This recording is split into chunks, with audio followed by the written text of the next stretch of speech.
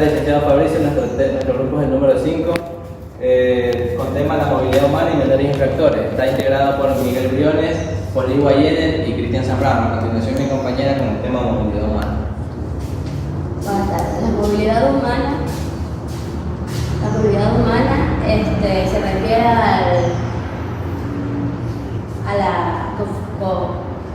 se refiere al desplazamiento de la persona de un lugar a otro. Existen diferentes tipos de movilidad humana, como la migración laboral, la migración por motivo de estudio, refugiados, desplazados internos, la migración por razones de salud, y la migración por migración familiar. La migración laboral. La migración laboral es desplazarse de un lugar a otro por motivo de empleo, de trabajo. Y la migración por motivo de estudio.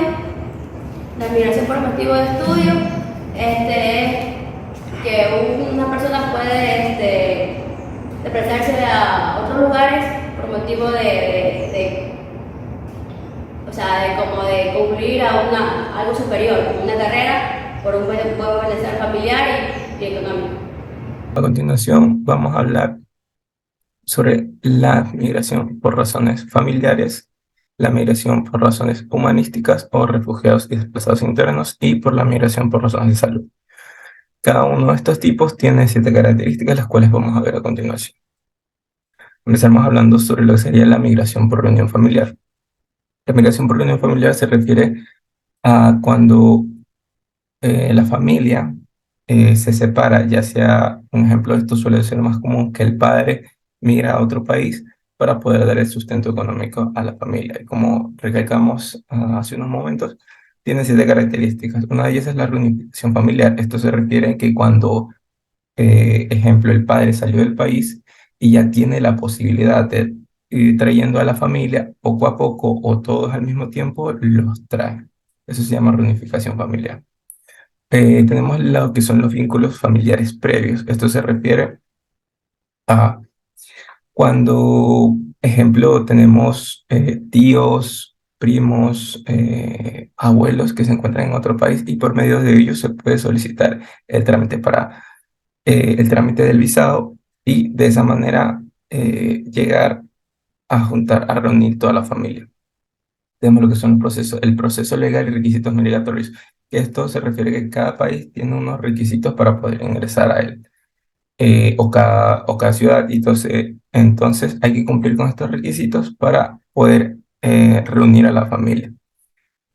Hablamos sobre el impacto emocional y social, cuando se refiere principalmente a lo que son los hijos cuando se desplazan de un lugar a otro, ya que ellos son los que suelen salir más afectados en este caso, porque al desplazarse, aunque por más que se muevan con su familia, que son las personas con las que siempre han estado, en ocasiones pierden todo lo que son los vínculos de amistades con otras personas que tenían en las ciudades anteriores donde vivían. Entonces no pueden ser unas personas sociables, tener un círculo de amistad, el cual siempre va a estar ahí. Tienen que buscar círculos de amistades dependiendo de la ciudad donde se vayan a encontrar. Tenemos también por el apoyo económico y social. Eso se refiere cuando uno de los miembros de la familia sale del país para buscar una mejor vida y ayudar y dar el sustento económico a la familia. La integración familiar y cultural. Esto se refiere en caso de que, como dábamos el ejemplo anteriormente, si el padre se fue del país, tendría que adaptarse a la nueva cultura de allá. Y cuando la familia llegue, él tendría que enseñarles la nueva cultura y todos los medios, el nuevo léxico, todo lo que se encuentra dentro del nuevo país o la nueva ciudad donde se van a encontrar. Y por último, lo que serían los derechos de protección familiar. Nos referimos a cuando se realiza la migración completa de la familia y solicitan todos al mismo tiempo que lo que sería la protección familiar, ya sea por A o B motivo. También ahora vamos a pasar con lo que serían los refugiados y desplazados internos. En este caso se refiere a las personas que se mueven, ya sea de ciudad o de país, por el hecho de que han tenido algún problema, ahí se encuentran en situaciones de conflictos armados en lo que es el país, se encuentran en alguna persecución o están huyendo por desastres naturales, que suele ser una de las más comunes. Y las condiciones de peligro en las cuales se encuentran, ellos salen del país para buscar el bienestar y buscar estar más tranquilo con toda su familia. Como se mencionaba en las anteriores, tenemos 7 características. Una de ellas sería la protección y seguridad. En este caso, la migración por razones humanitarias o refugiados y desplazados se refiere a cuando, en el caso de protección y seguridad, ellos buscan otro país eh, a los, ¿cómo se dice? A los alrededores, perdón, del país en el que se encuentran para solicitar permisos e ingresar al nuevo país, solicitando lo que sería la protección y seguridad, ya que en su país de origen no la tienen. Ahí tenemos también lo que sería por necesidades básicas y supervivencia. Mucha gente viaja o se cambia de país simplemente porque se encuentra en un país en el cual la economía se encuentra muy rota, lo que sería los valores de las monedas dentro de este país son muy inferiores comparados si se va a los países de los alrededores o incluso países que se encuentran más lejos. Entonces buscan salir por sobrevivir y por darle una buena vida a sus hijos o incluso darse una buena vida para ellos mismamente, porque sienten que no pueden estar ahí ya que no encuentran alimento, mucho menos encuentran atención médica y el país se encuentra en una situación tan mala en la cual ni siquiera se sienten protegidos. Eh, la tercera razón de esto sería buscar el asilo o la protección internacional. Esto se refiere cuando las personas migran por buscar la protección de otro país, como se decía anteriormente. Entonces buscan las embajadas y las embajadas les dan el asilo político, brindándoles lo que sería protección, un lugar donde vivir y que que se respeten legalmente como se debería haber hecho en su país de origen los derechos humanos, los cuales no se les está dando.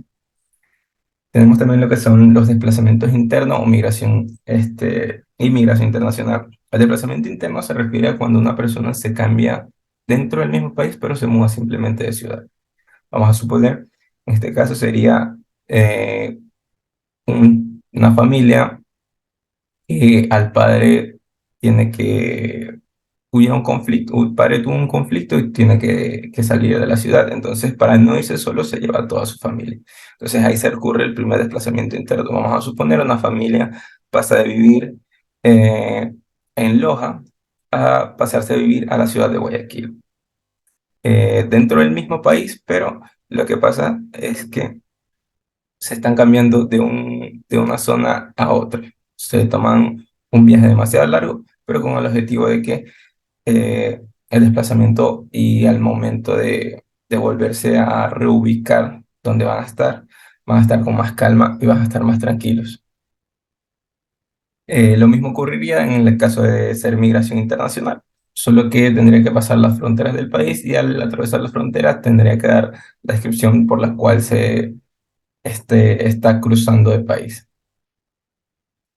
Tenemos también lo que son las organizaciones humanitarias y la ayuda internacional. Esto se refiere a organizaciones como la ONU o organizaciones sin fines de lucro, los cuales ayudan a que muchas personas salgan de sus países para moverlos a otros donde puedan tener una mejor vida, ya sea dándoles también un apoyo al principio, dándoles lo que es la asistencia humanitaria, dándoles refugio, alimentación, agua, insumos médicos, eh, ropa y todo en general para que ellos, hasta que ellos pueden empezar a trabajar y adaptarse.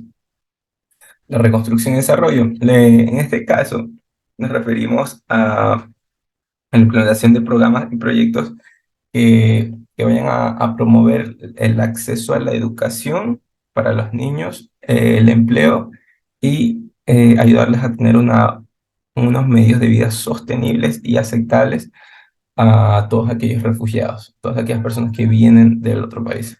Y por último es por derechos humanos y protección legal.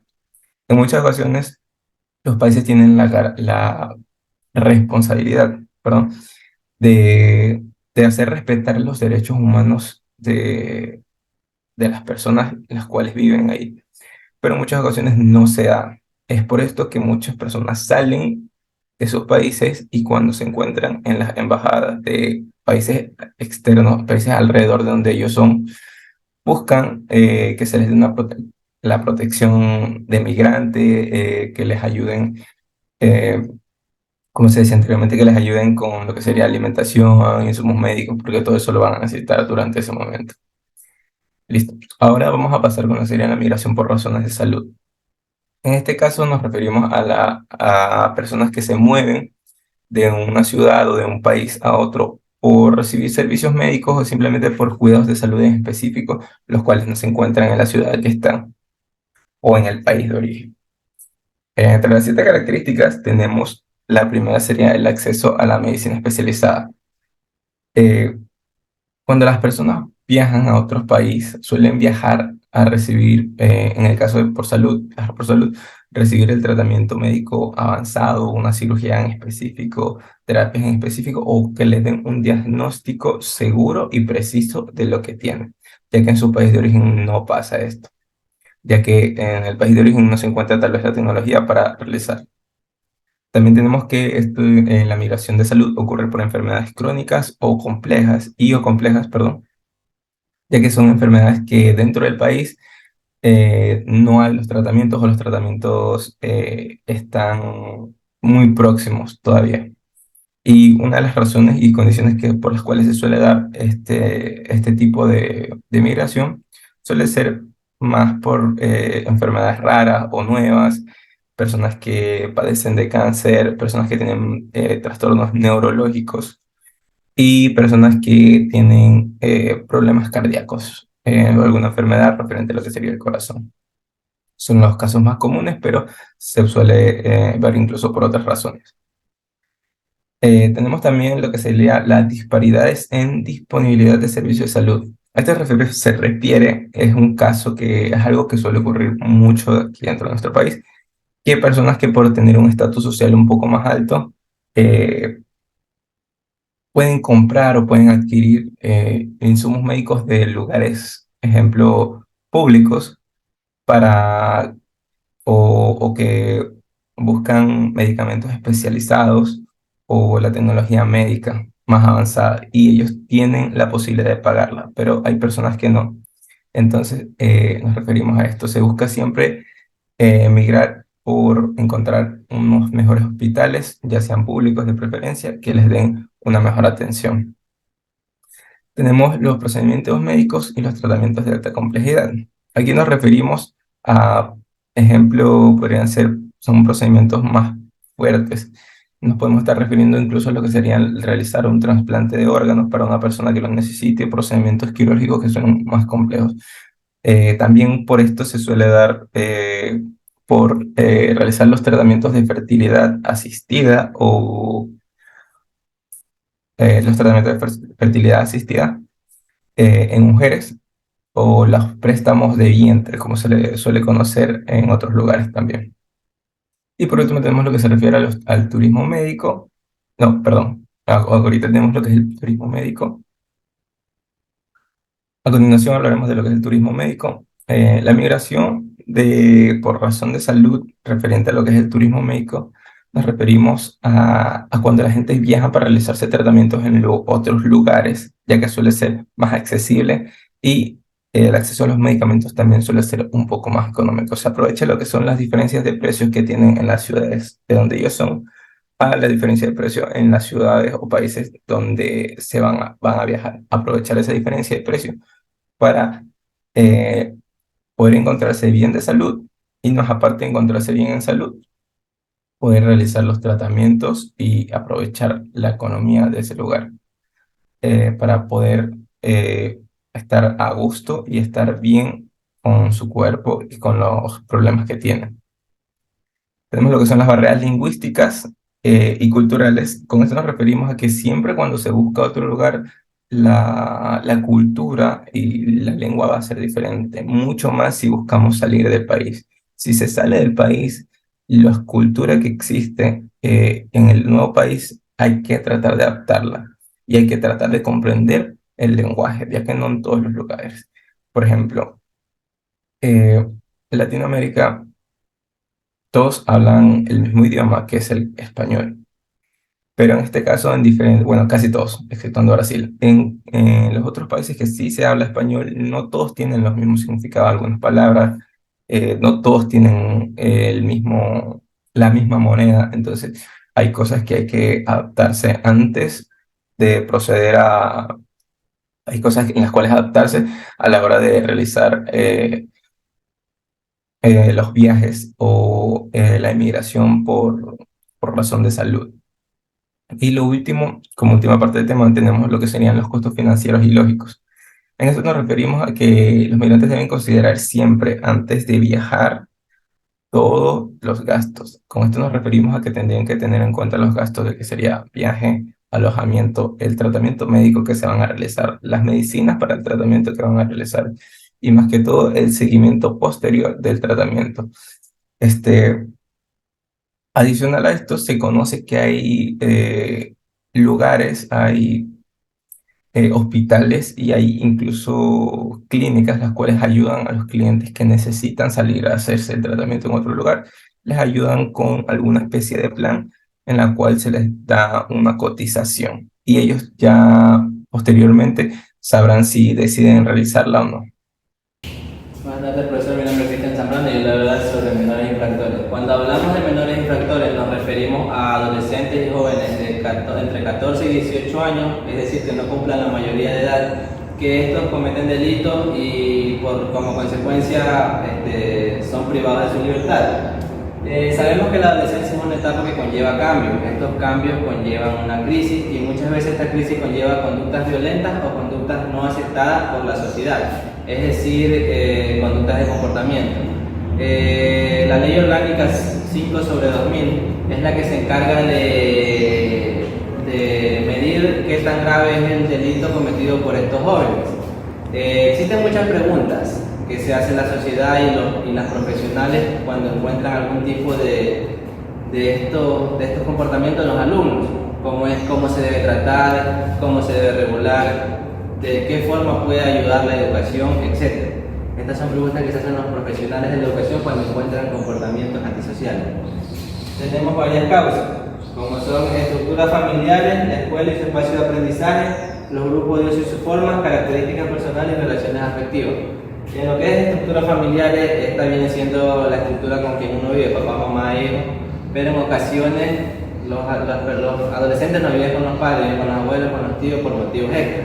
Entonces, como ejemplo podemos poner que a veces los padres cuidan a los hijos ya sea por algún vicio de droga, alcohol o problemas entre pareja, etc. Entonces esto conlleva que los padres se descuiden del niño y el niño vaya tomando este camino del malo, del adolescente. La escuela y el espacio de aprendizaje. El espacio de aprendizaje en la escuela viene siendo el aula, el patio y la zona donde se recrean. Entonces, si la escuela no está bien adecuada con esto, al fin el adolescente ciertamente se va a ir desviando por el camino que no debe. El profesor también influye mucho, ya que él es el ejemplo de los alumnos y si el profesor pone un mal ejemplo y el niño lo va a ir a seguir como ejemplo de él.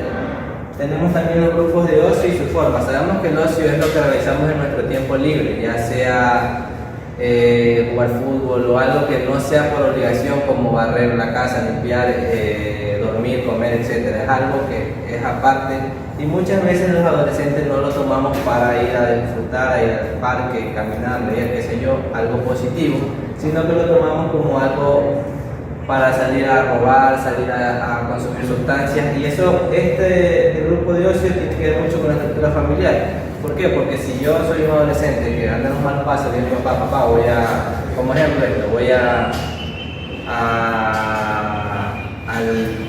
jugar fútbol, por ejemplo, pero en realidad no saben lo que yo voy a hacer y con quién me voy a juntar. Entonces los padres, por estar en los vicios que están en la tecnología en ciertas ocasiones, no se dan cuenta de eso. Ahí siguen características personales. Las características personales son las que nosotros tenemos desde pequeños, son las que nos identifican como personas. Ser honesto, ser amable, ser responsable, las positivas, las negativas, ser desobediente, etc. Entonces, desde pequeños, si nuestros padres no nos saben guiar, nosotros vamos a ser rebeldes y no vamos a hacer caso a lo que nos digan. Cuando nos den un consejo y seguir el camino del bien, lo contrario sería ir por el camino del mal. Y por último tenemos las relaciones afectivas, que vienen siendo las amistades, la pareja, que a veces dice uno es buena persona, pero cuando se junta con alguien más, si esa persona es una mala junta, te va llevando por el camino del mal. Aquí yo el ejemplo de un niño y otro compañero que el amigo le está ofreciendo droga. Entonces, como es el amigo, él se deja llevar y va cayendo en eso. En conclusión, podemos decir que cuando hablamos de menores infractores, son adolescentes que cometen delitos. Entonces, existen muchas causas y obviamente pueden ser tratadas, pero a veces no se le da la importancia de vida. Gracias.